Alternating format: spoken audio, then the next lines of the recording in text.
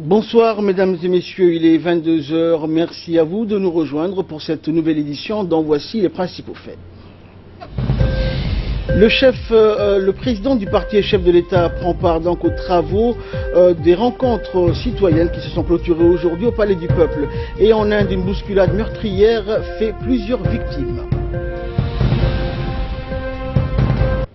Merci à vous donc de nous suivre et de votre fidélité. Ce journal sera essentiellement consacré aux travaux de l'université d'été du parti du Rassemblement populaire pour le progrès. Et à 5 mois environ de la tenue des prochaines élections législatives qui conduiront au renouvellement de l'ensemble des membres du Parlement, élections qui doivent donc se dérouler durant le premier trimestre de la nouvelle année 2018, le parti du Rassemblement populaire pour le progrès a tenu donc des assises sous le thème des rencontres citoyennes. Et durant 2 jours, les membres du comité central de la principale formation politique du pays et les militants ont débattu donc de plusieurs sujets qui ont trait à l'avenir du mouvement et sa régénération avec de nouvelles idées et un nouveau programme, mais surtout l'engagement d'hommes et de femmes qui sauvegardent les acquis et reprennent le flambeau. Outre les thèmes fondamentaux du parti que sont l'unité nationale, la cohésion sociale, la paix et l'égalité entre concitoyens, les participants à ces assises ont tenté de dégager un consensus général sur les défis de demain que sont le progrès et le développement économique, l'enseignement et la formation des ressources humaines qui sont à la base de tout développement, la mise en confiance de nouveaux dirigeants politiques, les classes politiques se régénèrent. Et après 40 ans d'exercice du pouvoir, les dirigeants du parti RPP veulent tirer des enseignements de ce qu'ont subi d'autres formations politiques qui ont perdu la confiance de leurs électeurs, faute d'idéaux communs tels que les problèmes d'environnement, de bonne gouvernance, la répartition équitable des richesses, entre autres. À titre d'exemple, le RPP ne veut pas subir le sort du Parti socialiste français qui a connu donc ces derniers mois de sérieuses déconvenues. Et selon le président du parti, Ismaël Omar Guelleh, le RPP ne doit pas rester figé, il doit présenter de nouvelles idées sur tous les thèmes, il doit relever les défis des temps modernes. Et prenant la parole donc lors de cette rencontre, le secrétaire général du parti RPP, Ilyas Moussa Dawalé, a indiqué donc qu'ils avaient évoqué depuis hier au sein de ces assises le rôle majeur que joue ou qu'a joué la jeunesse au sein du parti, ainsi que leurs espoirs et leurs doléances les plus variées. Après donc des longues discussions et débats constructifs dans ce sens, la question qui se pose, a-t-il dit, est la suivante. C'est ce que nous sommes sur la bonne voie en prenant les bonnes décisions. Nous parlons aujourd'hui, a-t-il indiqué, d'avenir et un futur sûrement promoteur, bénéfique pour nous tous, membres du parti RPP, participants et bien sûr citoyens djiboutiens. Des fruits donc d'un avenir proche qui seront partagés par nous tous. Au niveau économique, a-t-il poursuivi, si nous prenons un exemple les 40 dernières années, il faut savoir que notre pays a enregistré des changements et des transformations à tous les niveaux et dans tous les domaines. Les données et les chiffres qui ont beaucoup évolué parlent d'eux-mêmes. Il y a 15 ans, le PIB, le produit intérieur brut, en matière de croissance, s'élevait à 600 millions de dollars. Aujourd'hui, et durant ces 10 dernières années, nous enregistrons au niveau du PIB et de la croissance un chiffre de plus de 3 milliards de dollars. Notons enfin que dans les 3 années à venir, notre PIB va enregistrer une augmentation d'1,7 milliard de dollars. C'est certes une augmentation et une montée très importante au niveau des pourcentages et on peut parler d'une croissance au-delà de 200%. Et par la suite, ce fut au tour du vice-président du parti RPP de prendre la parole, le Premier ministre Abdelkader Kamil, qui avait ouvert, rappelons-le, les travaux de cette rencontre citoyenne hier, et il est revenu sur le rôle que doit jouer le parti dans le développement du pays. Je vous propose de l'écouter. Nos aînés nous ont encouragés pour les efforts inlassablement entrepris dans la poursuite du militantisme sans faille. Cet encouragement ne doit pas en aucun cas être une finalité. Il faudrait capitaliser ces formidables acquis pour poursuivre ensemble les chantiers engagés et faire de notre parti un modèle démocratique incontournable. Néanmoins, il faudrait que l'on enregistre d'autres exploits. Notre parti doit doubler ses efforts, promouvoir une vision dynamique du militantisme engagé auprès de la société civile. Vous vous souvenez que le 1er novembre 2015, c'est la société civile qui a amené le président du parti et président de la République à se représenter. Promouvoir et encourager la question de l'unité nationale auprès de nos jeunes. Contribuer au développement du pays par l'interface de la société civile et l'appareil gouvernemental. Soutenir le développement social inclusif et favoriser le dialogue culturel et le rapprochement. Unir la jeunesse pour la cause de la nation. Soutenir l'État dans ses actions de préservation des deniers publics pour un développement durable et harmonieux. Soutenir également les femmes dans leur démarche politique au sein du parti. La philosophie de toutes ces recommandations ou bien de toutes ces observations, la philosophie est qu'il faudrait que l'on puisse naviguer au sein de notre parti qui est celui des valeurs citoyennes, de cohésion et de paix. Pour pérenniser cette approche, il faudrait rapprocher notre population, hommes, femmes et jeunes, pour mieux le cerner. Écouter pour mieux planifier les stratégies de la politique publique et impliquer toutes les franges de la population pour éviter l'exclusion, la frustration. Main dans la main, notre pays ira mieux pour le meilleur de notre peuple. Merci de votre attention. Après avoir assisté à la présentation des spots et la diffusion d'un magazine sur le développement des infrastructures dans notre pays, le président du parti et chef de l'État Ismaël Omar Guelleh a pris la parole durant cette rencontre citoyenne organisée donc par le RPP pour la première fois de son histoire. Et dans la première partie de son intervention, le président du parti est revenu donc sur la genèse et les débuts donc du RPP créé en 1979, 2 ans après l'indépendance, sous le leadership de feu Hassan Gouled et rejoint par la suite par Barkhad Gourad Hamadou.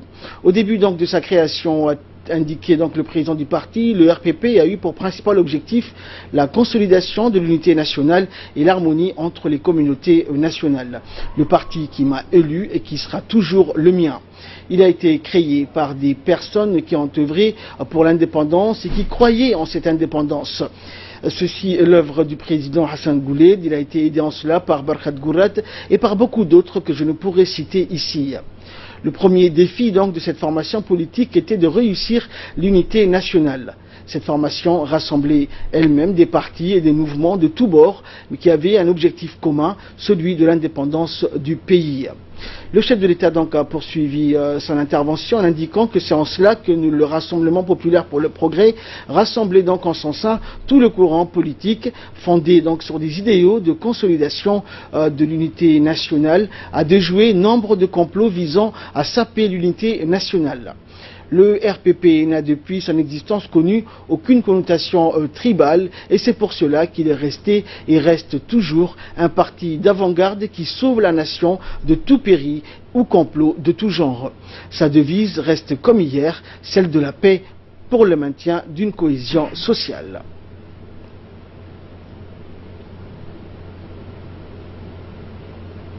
wiilka ama gabadha ay dawladdu soo korisay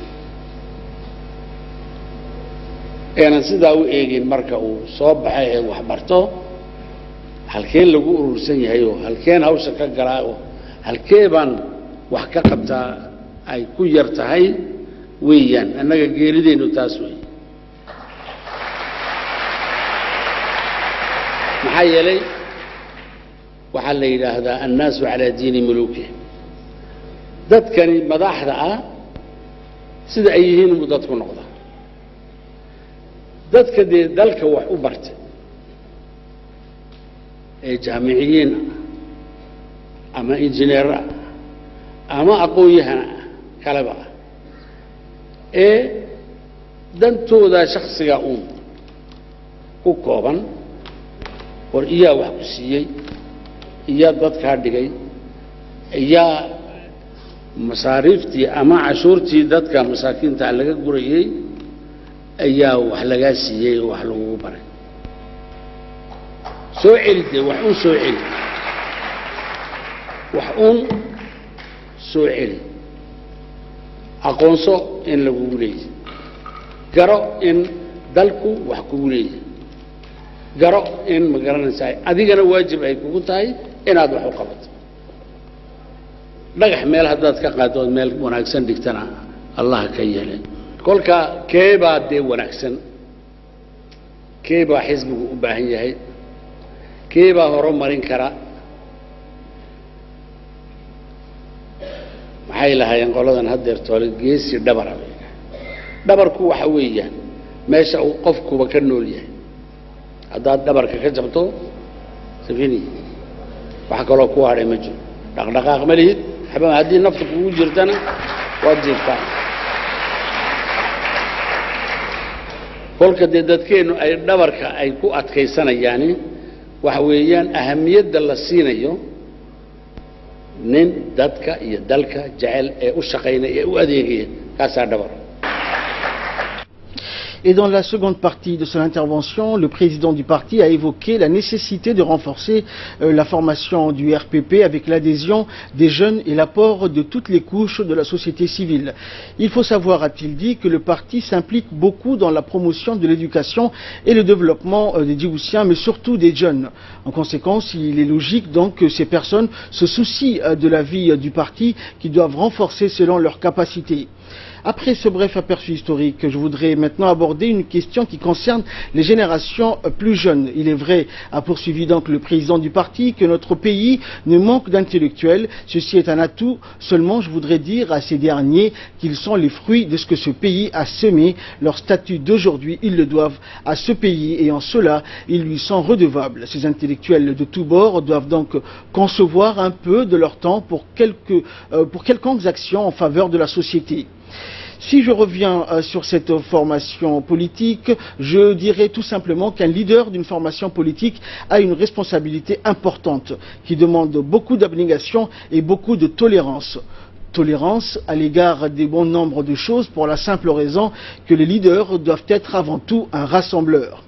Je déplore donc, a poursuivi le président du parti, de souligner ici que les responsables politiques de cet acabit ne sont pas légion, raison pour laquelle nous devons, après ces journées de réflexion, choisir les meilleurs d'entre nous au poste de responsabilité du parti.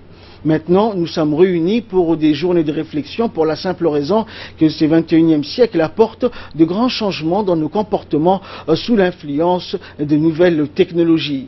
Et pour éviter toute rupture entre les générations, nous devons dialoguer afin de nous comprendre, anciens et nouvelles générations.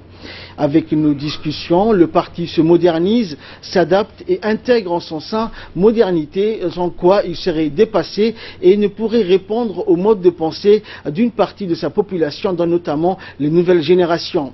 Ces nouvelles générations imbues des connaissances doivent s'armer de l'amour de leur pays et du devoir de servir leur nation, sans quoi leur connaissance n'aurait de sens.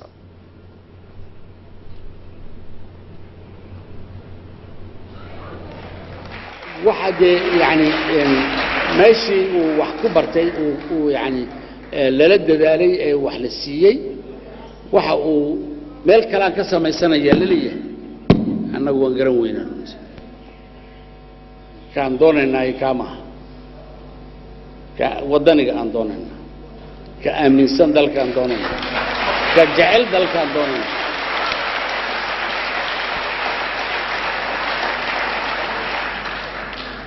كقيم كيس وناكسين يا إيمان دوننا كدقن كيس أي الدين تسجعل بان دوننا كوحان دوننا هرو مركز دل كيس نفتي سوري kaasaan dooneen dadkeennuna walxamdu lilaahi inaan dhankaa u wada jeesano falsafadda xisbiguna taa inay ahaato in dadka lagu soo shubo nin safiiradeenna ka mida odhan jireen dadka hadalka waa lagu tuqaabu odhan jiray ma garan dee waana runtii oo haddii aad ku celcelin weydo dabayl baa qaadaysa hadalka dabayl. Et nous allons revenir donc plus en détail concernant ces 2 journées de rencontres citoyennes qui a vu aujourd'hui la participation du chef de l'État avec Samatar Saïd. Bonsoir Samatar. Bonsoir Ahmed. Donc vous avez suivi avec nous l'intervention du président de la République et des responsables également du parti. Alors que peut-on retenir de ces 2 journées de travaux de cette rencontre citoyenne? Eh bien, Ahmed, la cérémonie de clôture de la première université d'été du Rassemblement populaire pour le progrès, la formation politique la plus ancienne du pays et par ailleurs mouvance comptant le plus grand nombre d'éléments au sein de l'Alliance, l'UMP. Au pouvoir à Djibouti a été placé sous le haut patronage du président de la République, son Excellence Ismaël Omar Guelleh. Au cours d'une allocution faite à la tribune, cet événement, le président de la République a d'emblée procédé à la définition des objectifs de cette assise. Par l'université d'été, il faut surtout entendre la réalisation d'une rencontre débat de fond sur les sujets les plus en vue de notre société, a dit le président Guelleh, convié à répondre directement aux questions des militants et d'autres citoyens participant à cette séance dédiée au rôle du parti dans la transformation de Djibouti. Je suis ravi d'avis que notre parti et de notre société tout entière doivent en premier lieu s'atteler à préserver les acquis les plus essentiels dans l'unité et la cohésion nationale, a indiqué en substance le chef de l'État. Car seule une société unie en phase avec elle-même et qui a su vaincre les démons des divisions, du tribalisme et en mesure de prétendre au développement durable, a-t-il clarifié. À maintes reprises, notre pays a été en proie à l'émiettement et à la disparition sous l'effet des conspirations étrangères relayées par des opportunistes, a-t-il rappelé. Mais à chaque fois, les desseins noirs ont échoué grâce à la détermination d'hommes d'exception, au premier rang duquel fut Hassan Goulet Abdidon, premier président du pays et père de la nation, et son charisme, premier ministre Barkhad Gourad Hamadou, a-t-il poursuivi. Du reste, le président de la République s'est livré au jeu des questions-réponses à cette rencontre originelle qui, bien qu'organisée par le RPP, a prévu l'amabilité d'étendre la parole à l'ensemble des citoyens de notre pays. L'accentuation des efforts visant à adapter notre système scolaire et universitaire aux besoins du marché du travail, la multiplication des rencontres et contacts dédiés à la réalisation de plus grandes assimilations des objectifs et développements poursuivis par le gouvernement, la poursuite et le renforcement des mesures relatives à l'insertion du plus grand nombre de nos compatriotes, y compris les populations ayant un besoin spécifique dans le circuit économique et financier. Tout a été évoqué par le chef de l'État, son Excellence Ismaël Omar Guelleh. Le premier forum de l'université d'été du RPP n'a rien d'un précédent. Il a pris de bout en bout les allures d'un événement coutumier à Djibouti où ratés et gênes n'ont pu avoir droit de citer. L'ensemble des membres du gouvernement, les cadres du parti et quelques échelons, que ce soit les adhérents et sympathisants du parti, ainsi qu'un nombre important des citoyens issus de la société civile djiboutienne, ont pris part à cette rencontre animée, la troupe artistique du 4 mars. C'est ce qu'on pouvait retenir. Pour nous en dire plus, nous avons en direct et par téléphone Diriye Hachi, qui est secrétaire national de la jeunesse, de l'emploi et des sports, également membre du comité exécutif du RPP. Bonsoir Monsieur Diriye. Bonsoir. Alors, Monsieur Diriye, le président du parti et chef de l'État, Monsieur Ismaël Omar Guelleh, a pris part donc à la deuxième et dernière journée des rencontres et citoyennes. Vous venez de suivre avec nous l'intervention du chef de l'État. Selon vous, quel rôle doit jouer le parti dans la transformation de Djibouti? Salam alaikum. Avant de répondre à votre question, d'abord, permettez-moi de souligner le caractère inédit de l'événement qui vient d'être organisé sous la houlette du chef de l'État et par ailleurs président du RPP, son Excellence M. Ismaël Omar Guelleh. Placé sous le signe du rassemblement, cette université d'été, dont les travaux se sont déroulés en fait durant 2 jours, était avant tout une rencontre citoyenne. un moment de réflexion et d'échange sur les défis que nous devons relever dans des domaines divers et variés. Nous avons sincèrement eu des débats qui ont été parfois houleux, mais sincères et directs, et qui se sont déroulés en 3 temps d'abord. Les panélistes, qui étaient en grande majorité des gens qui ont beaucoup donné en fait à leur pays, au parti, dans le passé, nous ont permis de partager les expériences pour répondre à la question suivante. 40 ans après, sommes-nous sur les chemins de nos aînés? Nous avons abordé dans cette phase des questions relatives à la cohésion sociale, avant d'évoquer le thème de la jeunesse comme vecteur de développement, de l'employabilité, de la confiance entre acteurs politiques et citoyens, de la valorisation du capital humain et également et justement du rôle du parti dans la transformation de notre pays. Allô? Allô, oui, monsieur Dirié, on vous entend bien. Oui. Que doit-on retenir ces 2 journées de travaux de la rencontre citoyenne organisée, rappelons-le, pour la première fois par le parti RPP? Sincèrement, des recommandations ont été formulées lors de ces assises. Il s'agit entre autres du renforcement de la communication au niveau du parti, de la relance des activités de la Ligue nationale de la jeunesse du RPP, qui est un organe aussi interne du parti auquel il a été décidé de donner un second souffle pour qu'il puisse remplisse pleinement aussi les missions qui sont les siennes, qui est un creuset pour en fait l'ensemble de la jeunesse qui croit aux idéaux de notre parti. Voilà en fait les 2 points qui me paraissent très importants et qu'on a en fait en dehors du débat que nous avons eu avec le public. Je ne saurais aussi terminer sans exprimer aussi mes remerciements au président du parti, en l'occurrence M. Ismaël Marguelet, qui nous a donné en fait l'occasion de discuter directement avec la population, et il y avait aussi la présence de gens qui n'étaient pas auparavant militants de notre parti et qui sont venus nous écouter pour qu'ils puissent partager avec nous leurs idées et leurs convictions.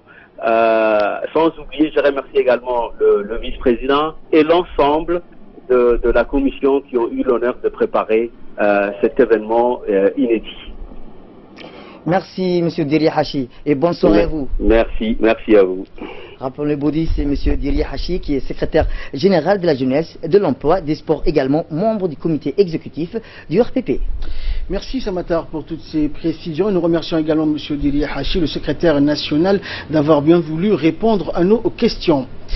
Le chef de l'État et président du parti RPP n'a pas hésité également durant cette rencontre citoyenne à débattre directement avec les militants et des sympathisants qui n'ont pas intégré jusqu'alors le parti. Le président du parti a été interpellé sur plusieurs sujets.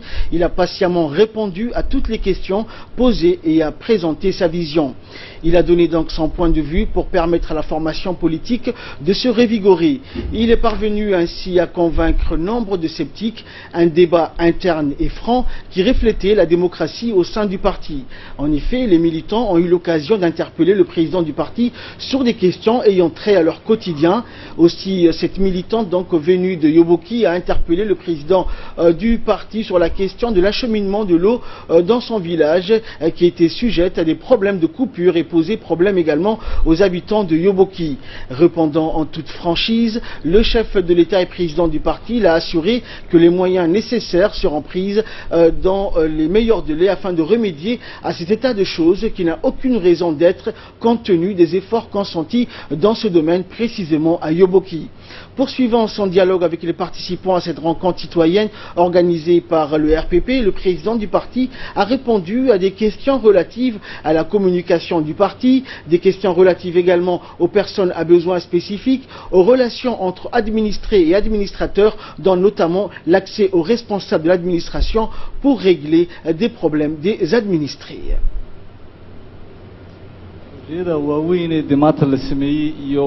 waxyaalaha badanaa maanta la soo qabtay oo dhan haddii hadalkuu tebi waayo oo wax la isku sheegi waayo sidii wax looga arko way adkaanaysaa ta kale dee nabadaan doonina wax ka sheegay adiga afcase waa mas-uul xisbiga oo gobol buu antarimeer ku yahay soo maha dadaalkaa dee adigoo intaa la eg iminka halka aad soo gashay mustaqbal weyn baad ku leedahay adigu sida aad u shaqayso ayay ku xidhnaan doontaa sida aad xisbiga diyaar ugu tahay ayay ku xidhnaan doontaa sida aad ugu heelan tahay inaad dalka wax u qabato in yaro intaa la egna ha ahaatee ayay ku xidhan tahay cid aad dee mahadnaq ka sugto ama felicitation ka sugto ama aad hambalyo iyo ma garanaysaa ee bogaadin ka sugtay ma garanayo anigu laakiin xisbiga wixii aad u qabanayso mas'uuliyiinteedii halkii laga soo bilaabayay ayaad joogtaa inaan duco kuugu darno oon hawsha xaggaa ka wad ku nidhaahno aad baan uga xumahay inay madiina halkaa ka timaado oo raggii meesha ka shaqaynayay ee wasaaradda ah ee prefeeyada ee conseil régional ay kari waayeen inay u fuliyaan biyo ma garanayo waxaad meesha ka samaynaysiin mishaarada waxa u qaadatiin ba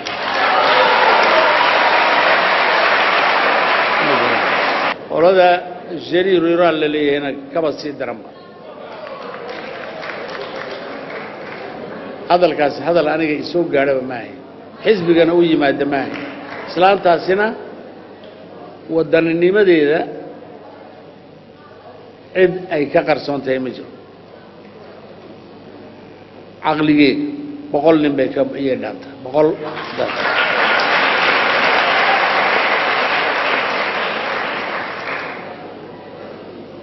telna merit ba maanta uma qalanto inay halkaa la timaado cabasho decision walaa inankeeda iyo biyihii oo ahraad magaalada Joobaki dadka ku leeyahay